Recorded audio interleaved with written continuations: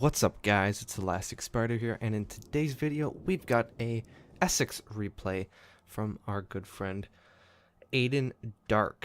He's playing in his Essex. If you'd like to send us a replay, send it to BIAworldofwarships@gmail.com. Include the World of Warships replay, the in-game screenshots, and a pretty short description on what occurred during the battle. And as you can see, we take all types of replays, whether they are destroyer, cruiser, battleship, and even CV for some of you guys that like to play CV, like Mr. Aiden does here. So he's playing in an Essex. He's going up against a Taiho. So, and being in a strike Essex, you do get one fighter, but again, a strike Taiho does get two fighters, so you're already kind of in a bad position there. A few unfortunate and a little bit misplaced strays, and Aiden's already out of his fighters. But he's Ognivoy gets spotted, and he drops a full load of torpedoes onto that destroyer. Good to see that he's focusing destroyers really quickly. Manages to get two torpedo hits. That is one downside of Russian destroyers. They are rather long. That's part of the reason why they've got such good speed. And our carrier was able to take out that destroyer pretty quickly. Kind of needed to, honestly, because our Benson and our Mayhem ended up dying rather quickly as well. It looked like they died in B. So yeah, it was good that Aiden took advantage of the DD that did not have a lot of AA near him, and took care of that and tried to even the teams up again. So one thing that American carriers do have trouble with is their concealment. You can see Essex can get down to about 11, but still that's not the best concealment ever, so you do have to be mindful of that when moving. So I know when I play a lot of my American carriers, the first thing I'll do most of the time is back up, actually, and then I'll start to move forward about 2 to 3 minutes into the game, just so I know where my team's going and where the enemy team's going and where I should focus my planes and whatnot. So if you're looking for some tips, I guess, for American CVs, that's not a bad start. Another good start is, of course, going after destroyers, because starting with the Lexington with the upgraded bombers, you get pretty insane bombs. You get 1,000-pound bombs, and they do a lot of damage. I've seen upwards of 20k salvos if you bring in all three of your dive bombers onto a big battleship.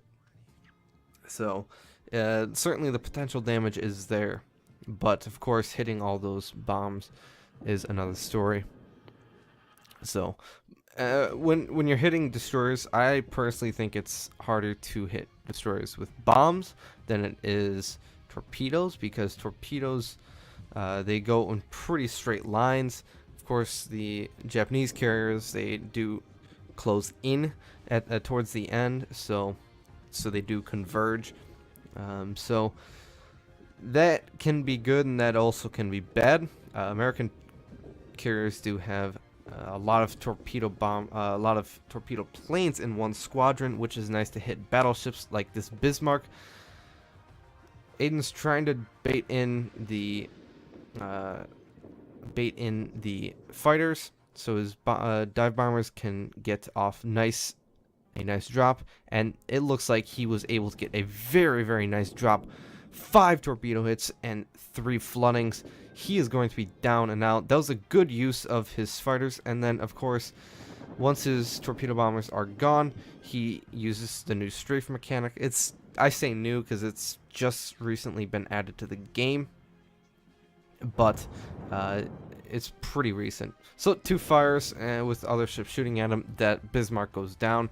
Again, more good use of spreading the bombers out, and good use of using his fighters as well when going up against 2 fighter squadrons. Not sure what he was going for here. I think, okay, it looked like he was going for the New Orleans. I probably would have gone for the Fiji, but it looks like by the how many bombs hit that defensive fire was probably active, so he was trying to take that out of play as fast as possible. Not a bad decision on his part. That New Orleans is almost dead. Alternatively, he could have waited a little bit longer, but again, with 2 fighter squadrons in there, I'm not too sure if that would have been an option. Looks like the New Orleans is going to burn out with, wow, 1 health. So that's the second kill from our carrier. So far, pretty good game. The enemy ship, I don't want to say composition, but map strategy is very interesting. They had a destroyer at A. They had a few ships push into and through B. That Fiji was last spotted going around that island. And then, of course, a battleship that was looking like it was starting to kite at sea. So they are all over the place, but so is kind of our team as well. We are sort of in their spawn up in the DE1 area, but also pretty spread out on the H7 line. Bombers are coming in on the Fiji. There you can see 10K, 3 bombs, only 3 bombs hit out of the, I believe, 7 bombers you can have. So that's a lot of damage for very little bomb hits. And of course, the Fiji doesn't have a very good armored deck, so those bombs do a lot of penetration damage. Ideally, with that torp drop, he wanted to hit the guy in smoke, but he died. I don't know if Aiden could have pulled out of it in time, but that's something that I can't really see with these replays. Of course, these replays aren't very good and set in stone in terms of catching all the important mechanics of CV play, like clicking, where you're clicking, where you're dropping from. So in that respect, it's a bit unfortunate. So that was actually that could have been a very nice play. Unfortunately, didn't pan out. You can see there, Aiden's getting stuck up with the fighters, but he's actually strafing again to get out of the fight, stuck in with the fighters, and he's actually going for the torpedo bombers that are coming in. Very interesting tactic, but a very good one at that, because not only do you get out of the fighter engagement you're currently in, but you're also protecting your friendly ships by shooting down those planes if that can pan out. So that's a good strategy if you are looking for strategies on how to strafe out of a situation like that, where you've got double fighters on you, but you need to help your teammates with some aircraft. So interesting. I'm not sure what Aiden's doing with this aircraft. Maybe trying to line up and staying out of the Friedrich's AA. Friedrich doesn't have great AA, but of course, if you've got manual AA on the Friedrich, it can get decently nasty. A little behind. I'm sure a little bit of poor RNG didn't help either. 3 bombs hit. So it wasn't awful, but certainly could have been better, especially for how long that took. Again, German ships are huge, so they've got they're great targets for torpedo bombers. Looks like that's what Aiden's going here. A little behind. Probably could have let him a little bit more. Only is going to land 3, but unfortunately no flooding there. If Aiden is like me, I run the... I don't know what the flag is called exactly, but it increases your flooding chance of your torpedoes. Unfortunately, that did not help him out there, as most of the time it doesn't help me out anyway, so a bit unfortunate with that. Again, keeping a good enough distance away from the enemy is also pretty key. You can see Aiden, even though he's running concealment, he is sticking as far away as possible, but not too far so that he's not out of the fight, and it takes forever for his planes to go and refuel. So we've currently looking at the map. Their Taiho is pushing into B. Very ballsy move, I would say, especially with a cruiser and a battleship very, very close to B. And he's already on very low health, so he's definitely playing the aggressive carrier. But at this stage, I think he's playing too aggressive. Hopefully, Aiden can punish him for that. Bombers are coming in. Of course, American dive bombers take less of a impact from the defensive fire consumables, so he was able to land a few very nice bomb hits on him, and just waiting for his repair to go down. Ideally, his Pensacola should be shooting that carrier, and that is exactly what he's doing. See if he can't manage to get a fire. 771 health, and he's on fire, and the Pensacola manages to take out the Taiho. Now this is a very interesting game. We've got a very ballsy but a very important move by this Pensacola to take out their carrier. Our Essex drops on Colorado, obviously Aiden, and gets a very nice drop. Obviously Colorado can't do much against these planes, so it's a good target for Aiden to go after. At this point, he's probably just trying to perfect the drop. Taiho was auto-dropping on the Essex, but fortunately for Aiden, his fighters are inactive. Nice 3 hits, but again, no flooding. How unfortunate is that? And oh boy, well, our Scharnhorst just went down to the Benson, so this is going to be hard as hell to take him out. 7 bomb hits and 1 fire secures the kill, and it looks like Aiden is heading for a solo warrior potentially. Sitting at 185, not a bad game overall, but he's still got a lot of work to do. Good news for him is it's 2 battleships and a destroyer. The destroyer is rather low health, and of course, every CV's dream is to have battleships left in the game with rather poor AA. Nagato is not known for its AA against Tier 9 planes. Neither is the Friedrich. Friedrich can get decent AA, as I said, if it specs into manual AA, but it is kind of limited to the range that it can only get like 6.5, maybe 7. So, and of course the DPS is really only on the long range. The shorter range doesn't have as good DPS as the long range, so you really have to rely on that, and that's only if you spec into it. Aiden's doing the smart thing though, going after low health targets and the target that doesn't have a lot of HP left, or AA. Yeah, I meant AA. So he gets a nice drop on him. I think he got a fire as well. Probably the Nagato auto-repaired, or instantly repaired rather, and you can see that by the damage counter. He definitely repaired. And let's see if he can't kill him with this drop. 4 bomb hits, 1 fire. He's going to die. Even if he pops his heal, he's not looking like he's in a good position. Lining up for the torp drop.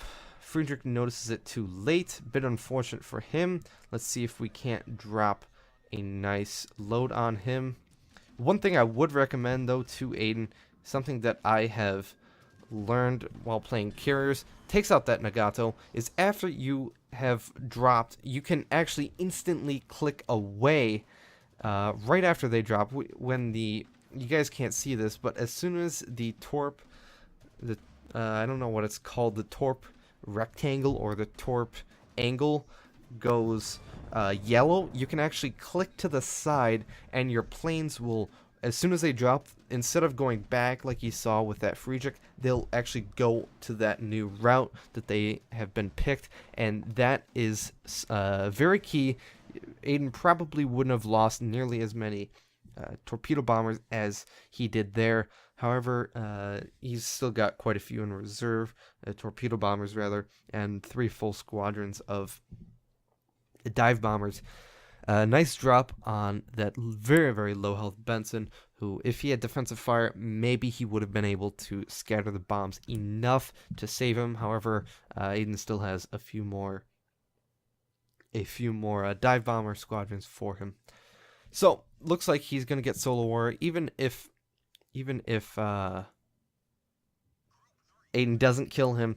Of course, time might run out. I don't think the Friedrich will be able to sit on the cap and actually be able to outcap him. And it looks like Aiden is almost going to cap C. Another another bomb going in. You can see there, you see how the bombers took a lot longer to come back to the ship. That is exactly what I'm talking about. Aiden is going to be able to cap C, though, before this Friedrich dies. Gets a nice solo cap. He's got McCracken already. More bomb hits. A little bit less in terms of damage. Torpedo bombs are coming in. This definitely is the kill here. Nothing this Friedrich can do at this point. He is screwed. He's on fire. And he's going to be dead as well. So, boys and girls, let's look at the screenshots here. Victory indeed for Mr. Aiden in his Essex. 662,000 credits earned, 7.5k XP, 377 free XP. Solo warrior, not something you see every day. However, if you are going to get one, I think it is a little bit easier in the carrier. Not taking anything away from this game. It was an incredible game. But to add to that solo warrior, we've got a Confederate Kraken and high caliber, 260k damage. 17 torp hits, 46 bomb hits. That is insane when you think about it. Not a lot of planes shot down. A few missed strafes in the early seconds of the game, but that's not what he's here for. He's here to do damage and kill ships. Look at that, 6 ships killed, 21 fires. But that was some pretty poor RNGs. Only 6 floods on 17 torpedo hits. I don't even want to do the math, but it is about a third of the torp hits actually get floods too. So a bit poor RNG, 8 base defense, and 1 solo base capture. An awesome game all around.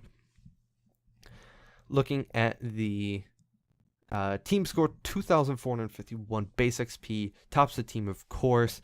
A very, very good game.